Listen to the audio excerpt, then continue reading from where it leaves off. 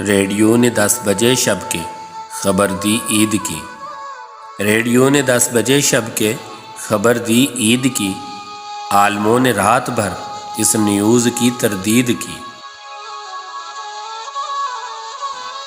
Radio کہتا تھا سن لو کل ہماری عید ہے، اور عالم کہتے تھے یہ غیر شرعی عید ہے۔ دو دھڑوں میں بٹ گئے تھے ملک کے سارے عوام، اس طرف سب مقتدی تھے اس طرف سارے عوام۔ بیٹا کہتا تھا کہ کل شیطان روزہ رکھے گا، باپ بولا تیرا ابا جان روزہ رکھے گا۔ بیٹا کہتا تھا کہ میں سرکاری افسر ہوں جناب، روزہ رکھوں گا تو مجھ سے مانگا جائے گا جواب۔ باپ کہتا تھا کہ پھر یوں بام پر ایمان کے چڑھ، روزہ بھی رکھ اور روزے میں نماز عید پڑھ۔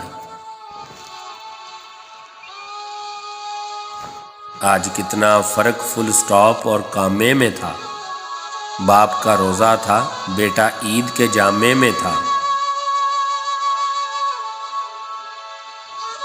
اختلاف اس بات پر بھی قوم میں پایا گیا، چاند خود نکلا تھا یا جبرن نکلوایا گیا۔